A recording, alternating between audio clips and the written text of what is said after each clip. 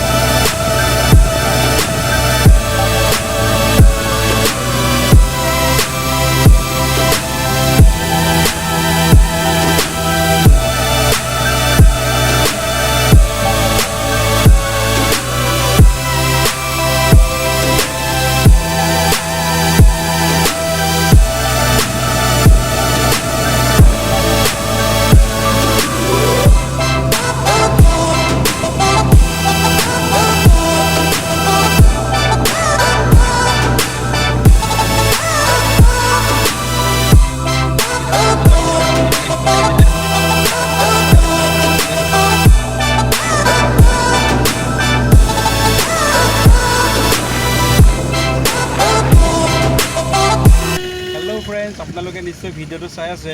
আমি আহি বৰ্তমান চিলাপথাৰ টাউন পাইছোহি. সো বৰষুণ দি আছে, আপোনালোকক দেখাবলৈ অলপ প্ৰব্লেম হৈছে. সো বৰষুণ দি আছে, আপোনালোকে চাই লওক.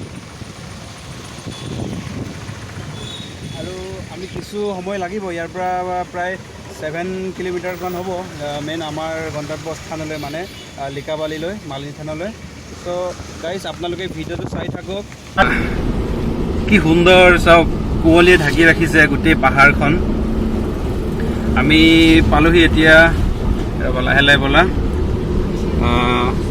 আমি ৰাইট চাইডে যাব লাগিব এতিয়া. তো চাই থাকিব আপোনালোকে, শ্ল' কৰিবা দেই. ৰাইট চাইডে সোমাই যাব লাগিব আমি. লিকাবালি পালোহি আমি, এইটো ৰাইট চাইডে বলো. চ' ফ্ৰেণ্ডছ, সেইটোৱে হৈছে গেট, মালিনী মন্দিৰলৈ সোমাই যোৱা. আমি গৈ আছোঁ, আপোনালোকে ভিডিওটো চাই থাকিব.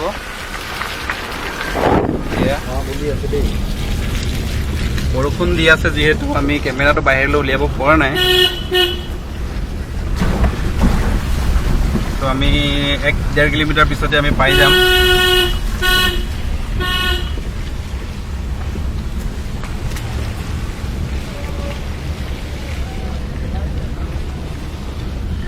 কি সুন্দৰ পৰিৱেশ, চাই থাকো. এই আপোনালোকে গেটখন পাইছে। চ' ৱেলকাম টু মালিনী, অৰ্থাৎ মালিনী মন্দিৰলৈ স্বাগতম জনাইছে। আমি গৈ আছোঁ।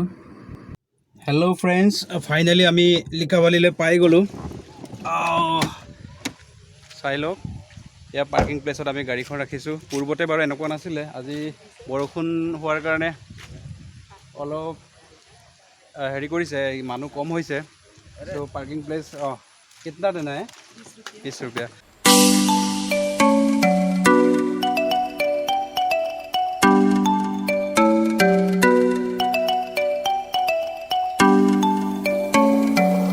হেল্ল' গাইজ, আমি মন্দিৰলৈ আহি পালোহি। মেইন গেটতে ইয়াতে বৰ্তমান আছোঁ, যিহেতু মাস্কটো পিন্ধাটো জৰুৰী।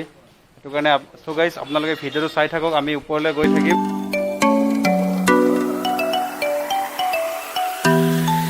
পালোহি আমি, এতিয়া আমি ওপৰলৈ যাব চেষ্টা কৰিম আৰু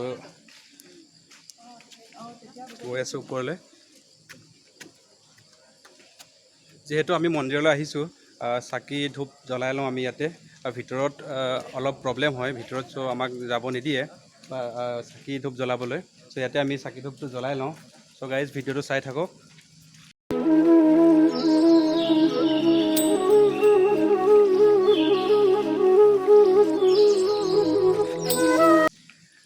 প্ৰথমে আমি মেইন ভিতৰলৈ সোমাই লওঁ, মেইন মন্দিৰলৈ।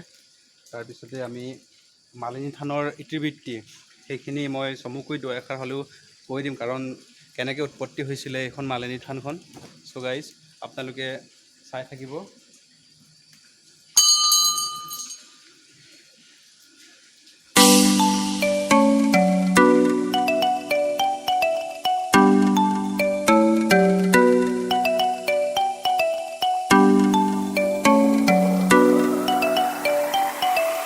হেল্ল' গাইজ, মই আজি আপোনালোকক এইখিনিলৈ আহি মালিনী থানলৈ আহিছোঁ, আৰু সেই মালিনী থানৰ সবিশেষ আপোনালোকক মই চমুকৈ দুআষাৰ ক'ব বিচাৰিছোঁ।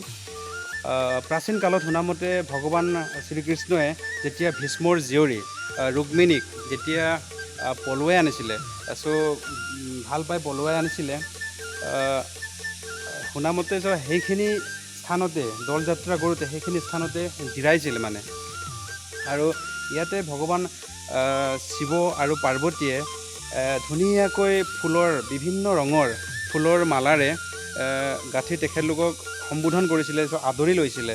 চ' সেইটোৰ কাৰণে সেই স্থানখন মালিনী থান ৰূপে চিহ্নিত কৰা হ'ল। আৰু ভগৱান শ্ৰীকৃষ্ণই তেখেতলোকক যিখিনি ব্যৱহাৰ কৰিলে, চ' তেখেতলোকক ব্যৱহাৰ কৰাৰ বাবদ তেখেতে গুণমুগ্ধ হ'ল। তেখেতে খুব ভাল পালে, ভাল পোৱাৰ কাৰণে চ' ভগৱান শ্ৰীকৃষ্ণই মালিনী নামেৰে সম্বোধিত কৰা হ'ল। চ' মালিনীৰ তাৎপৰ্য আছে যে মালিনী মানে হ'ল ফুলৰ বাগিচাৰ মালিকনী। আজিও সেইটো কাৰণে অসমৰ তথা ভাৰতবৰ্ষৰ বিভিন্ন স্থানৰ পৰা ইয়াতে পূজা পাতল কৰিব আহে। আৰু সেইখিনি স্থানতে বিশেষকৈ আপোনালোকক এটা কথা মই জনাইছোঁ যে হিন্দু ধৰ্মৰ ধৰ্মস্থলী হয় এইখন।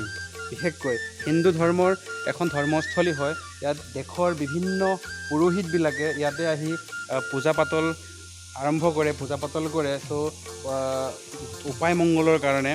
চ' সেইটোৰ কাৰণে এইখন অতিকৈ পবিত্ৰ, আৰু ইয়াক বাস্তৱিকতা আছে, নিশ্চয় ইয়াত বাস্তৱিকতা আছে। সেই বাস্তৱিকতাৰ কাৰণে দেশৰ বিভিন্ন প্ৰান্তৰ পৰা জনগণ ইয়ালৈ আহে আৰু আশীৰ্বাদ বিচাৰে মালিনী থানৰ চৰণত। চ' গাইজ এইখিনি চাওঁতে এটা ইতিহাস মনত পৰিছে। চ' এইখিনি কীৰ্তিচিহ্নসমূহ যেতিয়া 1200 শতিকাৰ পৰা 1500 শতিকাৰ ভিতৰত, একজেক্টলি মই ইমান শতিকা বুলি মই নাজানো। চ' 1200 শতিকাৰ পৰা 1500 শতিকাৰ ভিতৰত চুতীয়া সাম্ৰাজ্যৰ ৰজা লক্ষ্মীনাৰায়ণ দেৱে সেই চনত 1200ৰ পৰা 1500 শতিকাৰ ভিতৰত তেখেতৰ নেতৃত্বতে সেইসমূহ কীৰ্তিচিহ্নসমূহ উদ্ধাৰ কৰিছিলে। চ' সেইবিলাক, আৰু ইয়াতে আপোনালোকক জনাওঁ যে তেতিয়াৰ দিনৰ পৰা আজিলৈকে ইমান ধুনীয়াকৈ সংৰক্ষণ কৰি থৈছে সেইসমূহ কীৰ্তিচিহ্ন। আপোনালোকে চাই লওক। চ' ফ্ৰেণ্ডছ, আপোনালোকক তলৰ মালিনী মন্দিৰখিনিৰ সবিশেষ দৃশ্যসমূহ আপোনালোকক দেখুৱালোঁ। এতিয়া ওপৰত যাব চেষ্টা কৰিম। ওপৰত ৰুক্মিণী মন্দিৰটো আছে। চ' ওপৰত খটখটিৰে আমি চিৰিয়ে উঠিব লাগিব। চ' গাইজ আপোনালোকে চাই থাকিব। ফ্ৰেণ্ডছ, এনেকৈ খটখটিৰ দ্বাৰা আমি ওপৰলৈ উঠি আছোঁ। এয়া চাই লওক, আমি সৌ ওপৰলৈ উচ্চতালৈ আমি বগাই যাম। চিৰি আছে, এনেকৈ গৈ থাকিম। আৰু পিছফালে মালিনী মন্দিৰটো ইমান সৌন্দৰ্যকৈ জিলিকি আছে, চাই লওক। ওপৰডোখৰৰ পৰা আমি খুবেই ভাল লাগে। চাই থাকক ভিডিঅ'টো ফ্ৰেণ্ডছ, ভাগৰ লাগিছে আহি বহুতখিনি ওপৰলৈকে আহিবলগীয়া হৈছে। চ' অলপ এখন্তেক জিৰাইছোঁ। বহুত তলৰ পৰা আহিছোঁ, চাই লওক সমগ্ৰ দৃশ্য। সোঁফালে খেতি আছে, অসম আৰু অৰুণাচল সীমান্তত। আমি বৰ্তমান অৰুণাচলতে আছোঁ। সেইফালে আমাৰ মেইন ৰোডটোৱে হৈছে আছাম আৰু অৰুণাচল। আমাৰ সেইখিনি ঠাইখিনি আপোনালোকে দেখিছে কি সেউজীয়া ধাননি, সেইখিনি হৈছে আমাৰ অসমৰ। চ' ফ্ৰেণ্ডছ, আগুৱাই যাওঁ। আগলৈ আপোনালোকে ভিডিঅ'টো চাই থাকিব। ফ্ৰেণ্ডছ, ফাইনেলি আহি পালোহি ইয়ালৈ। এয়া ৰুক্মিণী মন্দিৰ, ওপৰত উচ্চতা ইয়াতে আটাইতকৈ ওখ স্থানতে আছে। চ' বৰ্তমান লগ হৈ আছে, পূজাৰী গ'লগৈ কাৰণ টাইমো যথেষ্ট হ'ল। আপোনালোকক ওপৰে দেখুৱাওঁ পৰিৱেশখিনি চাওক। এয়া ৰুক্মিণী মন্দিৰ, আৰু তলতে এপাক ঘূৰি দি দেখুৱাম।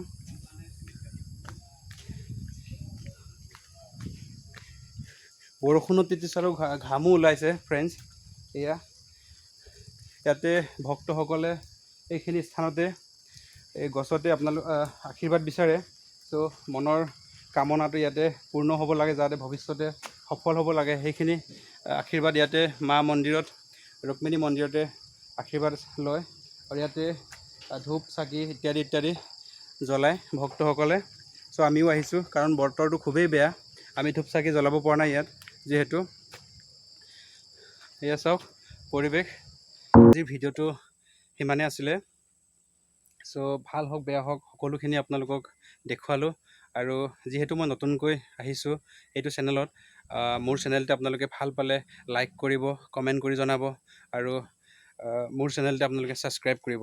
আৰু অনাগত দিনবিলাক আৰু অন্যান্য স্থানত গৈ বিভিন্ন পৰিৱেশ আপোনালোকক দেখুৱাব পাৰোঁ। চ' তাৰে কামনাৰে আজিলৈ বাই বাই।